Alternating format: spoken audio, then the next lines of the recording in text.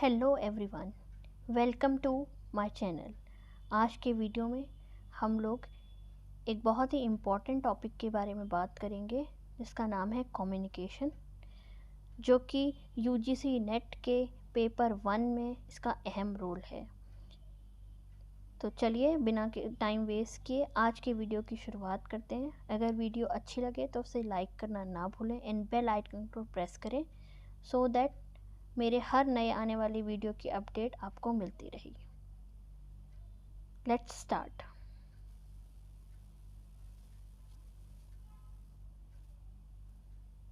पहला question, communication is the transmission of information, meaning, both A and B, none of these. The answer is both A and B.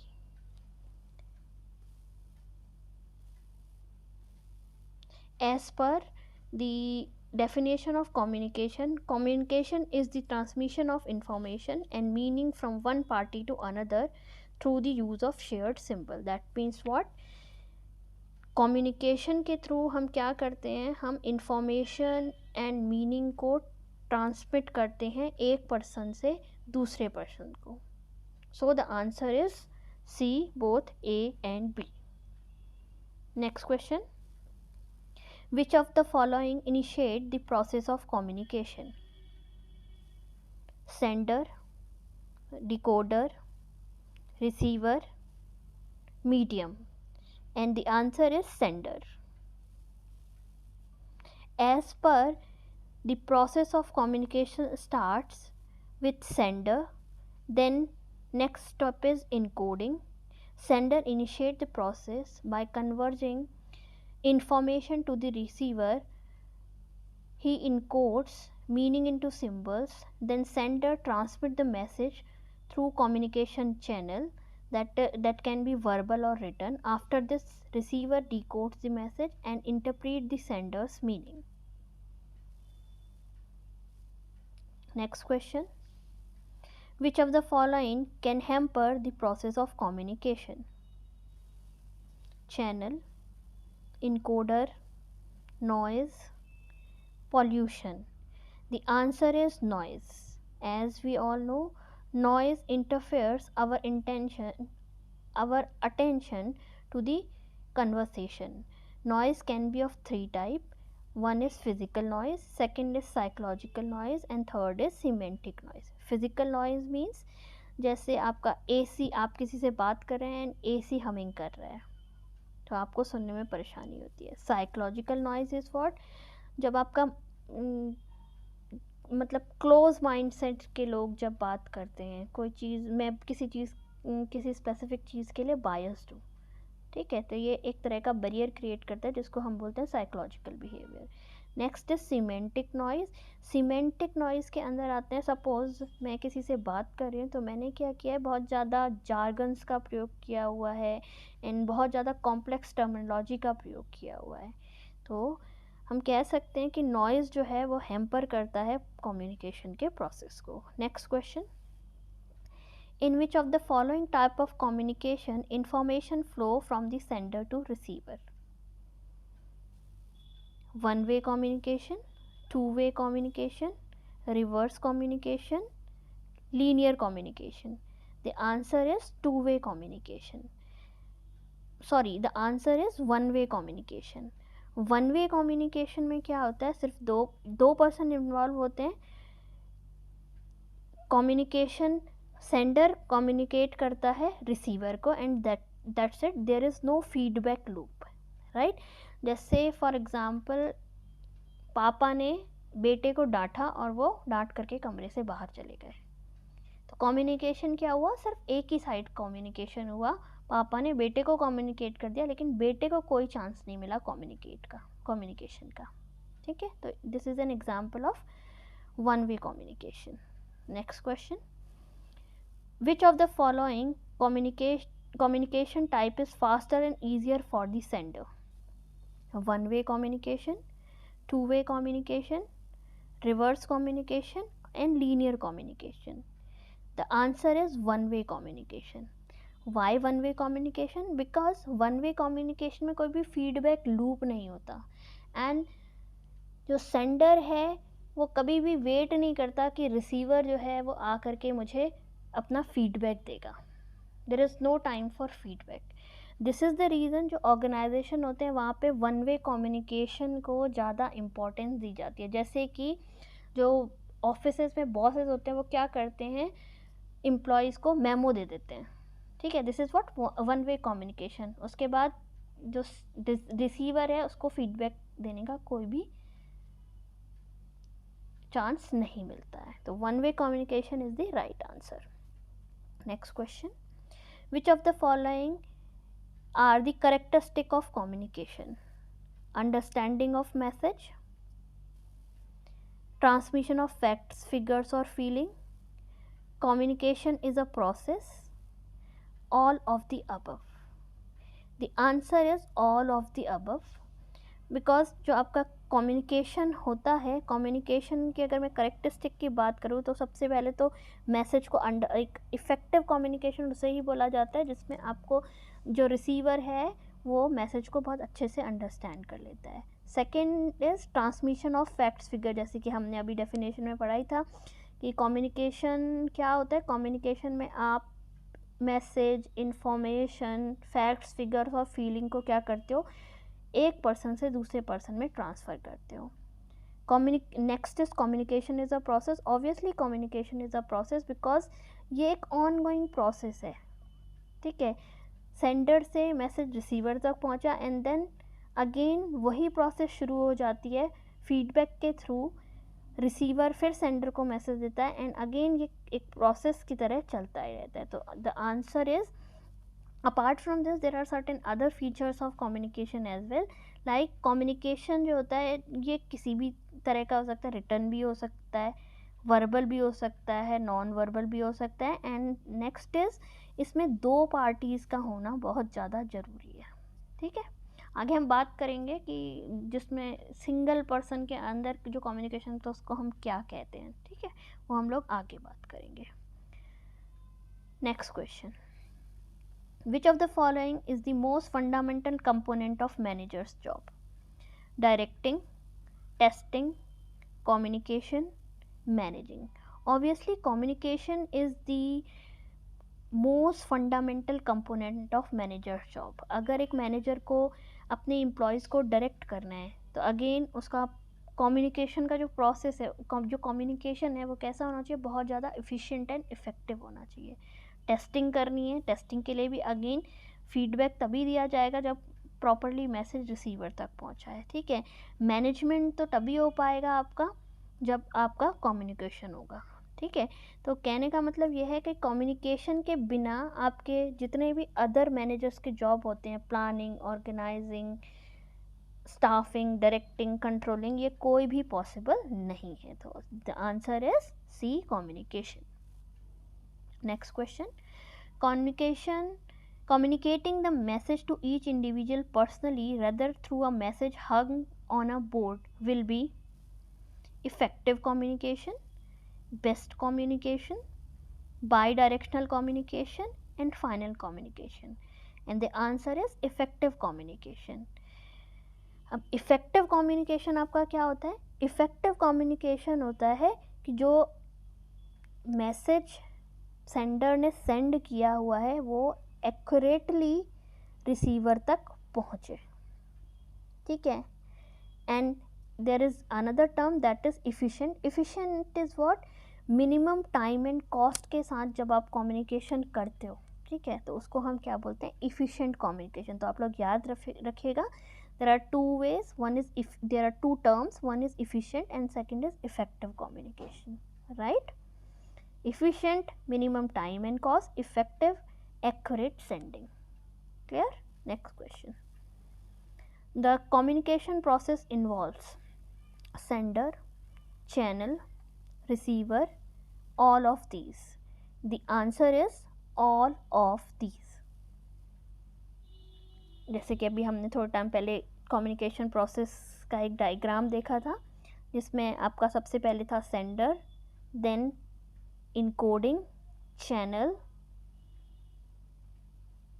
receiver, decoding and then feedback.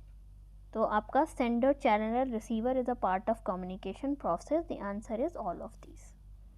Next question. Which of the following objective of communication in an organization? यहाँ हम ध्यान रखिएगा organisational communication के objectives की बात करते हैं. तो सबसे पहला ऑप्शन है आपका to enhance acceptance of organisational roles by subordinate, to secure better commitment of employees, top organizational objective, to provide information for decision making, all of the above. The answer is all of the above. So explanation is, first is to enhance acceptance of organizational roles by subordinate. देखिए जब communication, organizational communication effective होगा, इस case में क्या होगा, जो organisation के roles, organisation के ऑब्जेक्टिव जो हैं वो सबऑर्डिनेट्स को या एम्प्लॉयज़ को बहुत अच्छे से क्लियर होंगे. उसको पता होगा कि ऑर्गेनाइजेशन के ऑब्जेक्टिव कैसे हैं and accordingly he will work. Second is to secure better commitment of employees top organisational objective. इसमें क्या है आपका, जो एम्प्लॉयज़ हैं उनको ऑर्गेनाइजेशनल ऑब्जेक्टिव क्लियर है, उनको पता है कि उनको क्या काम करना है, कैसे काम करना है. ठीक है, इससे क्या होगा, जो एम्प्लॉयज़ हैं वो ज़्यादा कमिटेड होंगे ऑर्गेनाइजेशन के टूवर्ड्स एंड वो अपना 100% ऑर्गेनाइजेशन को देने की कोशिश करेंगे. Next is to provide information for decision making. Obviously communication अगर अच्छा है तो जो एम्प्लॉयज़ हैं वो अपने लेवल पे भी बहुत सारा डिसीजन मेकिंग कर सकते हैं, उनको बार बार टॉप मैनेजमेंट के पास जाने की ज़रूरत नहीं है. तो the answer is all of the above. Next question. Which of the following are the stages of communication process? Encoding, decoding, both A and B, none of these. Obviously the answer is both A and B. Encoding and decoding दोनों ही क्या होती हैं, आपकी communication की process के stages होते हैं. Encoding में क्या होता है, आपका जो आपका मैसेज होता है, कंटेक्स्ट होता है, उसको सिंबल्स में चेंज किया जाता है. एंड डिकोडिंग में क्या होता है, ये जो सिंबल्स होते हैं उनको मीनिंगफुल इंफॉर्मेशन में कन्वर्ट करता है रिसीवर. और ये डिकोडिंग जो होती है आपके बहुत सारी चीज़ों पे डिपेंड करती है, जैसे कि रिसीवर का पास्ट एक्सपीरियंस क्या है, उसकी एक्सपेक्टेशन क्या है, उसकी पर्सनल असेसमेंट क्या है and various other things. So the answer is C, both A and B. Next is which of the following is the feature of efficient and effective communication? Less expenditure of money, minimised time, both A and B, none of the above. मैंने आपको बताया था efficient is with less time and money, and effective is जो message है वो properly receiver को receive, मतलब वो क्या कर रहा है, प्रॉपरली फीडबैक प्रोवाइड कर पा रहा है. ठीक है, तो the answer is both A and B. Next question is which of the following is a reaction of the receiver to sender? Questioner, feedback, coding, deciphering. The answer is feedback. Feedback जो है वो आपका questionnaire के form में भी हो सकता है. ठीक है, तो बेसिकली अगर हम लॉजिक वाइज देखें तो feedback is the right answer. Next, which of the following stages of communication process include the conversion of symbol into meaningful information? Symbol into meaningful information, ध्यान रखिएगा. Option is encoding, decoding, receiving, channelising. And obviously the answer is decoding. Decoding में ही आपका क्या होता है, conversion of symbol into meaningful information. Next is the contents of the message in communication process में B data, information, opinion, all of this. The answer is all of this. जो message का content है वो data भी हो सकता है, वो इंफॉर्मेशन भी हो सकता है, वो आपकी ओपिनियन भी हो सकती है, वो आपकी फीलिंग भी हो सकती है, ठीक है। तो आंसर आपका क्या होगा, all of these. Next question, how many type of communication occurs according to organization structure? 2, 3, 4 and 5। According to organization structure, जैसे कि आप डायग्राम में देख रहे हैं, according to organization structure there are 2 types of communication, one is formal and another is informal. Apart from this, जो आपका communication है उसको डायरेक्शन के अकॉर्डिंगली भी डिवाइड किया गया है, downward, upward and horizontal communication. Expression के अकॉर्डिंगली भी इसको डिफ्रेंशिएट किया है, जैसे कि written and oral communication, right. तो हम इनको आगे डिटेल में पढ़ेंगे आगे आने वाले क्वेश्चंस में। Next question, in order to understand verbal and non verbal communication which of the following thing should we do? Except cultural difference, starting know your own culture, learn about others culture, all of these. जब हम verbal and non verbal communication को understand करने की बात करते हैं तो obviously हमें अपने कल्चर के बारे में भी पता होना चाहिए, हमें कल्चरल डिफरेंस के बारे में भी पता होना चाहिए, हमें अदर्स कल्चर के बारे में भी पता होना चाहिए। That means what, answer is all of this. जैसे कि मैं आपको एक एग्जांपल देती हूँ, अगर मैं आई कांटेक्ट की बात करूँ, it is what, it is a form of non verbal communication. तो इसमें होता क्या है, आपका आई कांटेक्ट जो है, अगर हम आई कांटेक्ट करके किसी से बात करते हैं तो इस चीज़ को वेस्टर्न कल्चर में क्या समझा जाता है, एक तरह का कॉन्फिडेंस समझा जाता है। लेकिन अगर मैं एशिया या मिडिल ईस्ट में गई हूँ और वहाँ पे मैं किसी से आई कांटेक्ट से बात कर रही हूँ तो उसको वहाँ पे क्या समझा जाएगा कि I am a rude person. Got it. तो जब भी आप non verbal and verbal communication को अंडरस्टैंड करते हो तो you must know the cultural differences. इसके इस तरह के बहुत सारे एग्जाम्पल हैं, इनको आगे मैं आपको बताते रहूँगी। Next question, another name of interpersonal communication, mass communication, face to face public communication, dyadic communication and virtual communication. The answer is dyadic communication. आपका इंटरपर्सनल कम्युनिकेशन होता है, interpersonal communication is the communication between two persons. Dyadic means interaction between two person. तो आपका interpersonal communication को हम दूसरा भी क्या बोल सकते हैं, डायडिक कम्युनिकेशन भी बोलते हैं। ठीक, नेक्स्ट क्वेश्चन।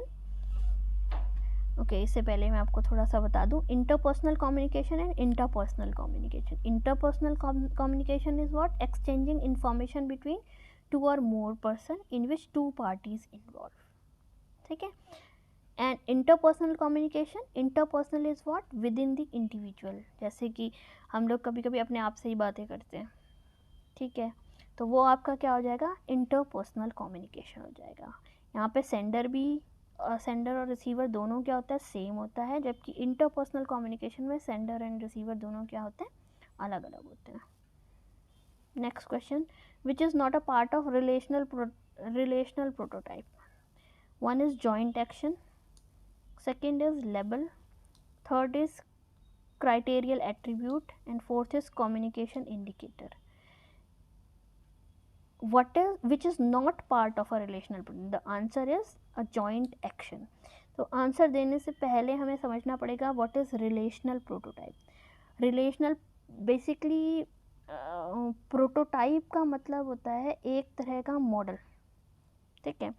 तो रिलेशनल प्रोटोटाइप का मतलब कि आपका रिलेशन किस तरह का होना चाहिए, ठीक है, उसको हम क्या बोलते हैं, रिलेशनल प्रोटोटाइप बोलते हैं। ठीक, इसमें जैसे कि इसके कुछ पार्ट्स दे रखे हैं, a joint action, level, criterial attribute, communicator, indicator. ठीक है, level is what, it is not a joint action. पहली चीज़, ये एक जॉइंट एक्शन नहीं है।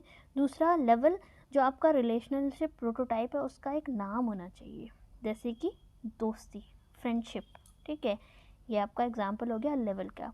क्राइटेरियल एट्रीब्यूट, डैट मीन वॉज, मेरी जो दोस्ती है वो मैंने उसको नाम दिया है कि हमारी दोस्ती में क्राइटेरियल एट्रीब्यूट क्या है, कि हम क्या है, ट्रस्टवर्दी है। दिस इज़ व्हाट क्राइटेरिया है हमारी रिलेशनशिप, जो हमने रिलेशन दूसरे से बनाया हुआ है, उसका एक एट्रीब्यूट ये भी है कि हमें ट्रस्टवर्दी रहना है। And third is what communication indicator. अब ये जो ट्रस्टवर्दीनेस है, इसका कम्युनिकेशन इंडिकेटर क्या हुआ कि हम एक दूसरे के सीक्रेट्स को रिवील नहीं करेंगे।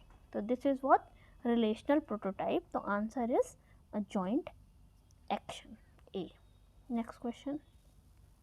Noise does the following: enhances a message, causes listener to listen to message more carefully, distorts or interference with a message, focuses wandering thoughts. The answer is distorts or interferences with a message. Noise एक तरह का barrier की तरह काम करता है। ये मैंने पहली स्लाइड्स में आपको बताया है कि 3 तरह के नॉइज़ होते हैं। आप जाकर के एक बार इस क्वेश्चन को दोबारा से चेक कर लीजिएगा। Next question, in the communication process a receiver is the person who encodes an idea, the person who डिकोड्स a message, message interference, a message pathway. Receiver जो कि रिसीव करता है, ठीक है, और वो क्या करता है, वो मैसेज को रिसीव करने के बाद उसको क्या करता है, डिकोड करता है। Decode is what, conversion of symbol into meaningful information. Got it. So बढ़ते हैं नेक्स्ट क्वेश्चन की side. Feedback can come in the form of environmental noise, verbal and non verbal listeners response, non verbal communication only, verbal communication only. So according to this, the answer is B, verbal and non-verbal listeners response. जो receiver है वो किसी भी तरह से अपने verbal मतलब वो मुंह से भी बोल करके बता सकता है, and non verbal is what sorry non verbal is what, suppose मेरे को गुस्सा आया, मैं सेंडर की बात सुन करके मुझे गुस्सा आया, तो मैंने अपने एक्सप्रेशन और फीलिंग्स के थ्रू उसको बता दिया। तो हम दोनों ही तरह से क्या कर सकते हैं, फीडबैक दे सकते हैं। Next question, a message is a signal that serves as stimuli for a receiver, noise reduction, stimuli for a speaker, stimuli for a mass audience. The answer is A, simulates for a receiver. Next question, to decode a message is to translate ideas into code, interpret a message, evaluating a message, rejecting a message. The answer is decoding is what, interpreting a message. Got it? The answer is B, हम पहले भी discuss कर चुके हैं।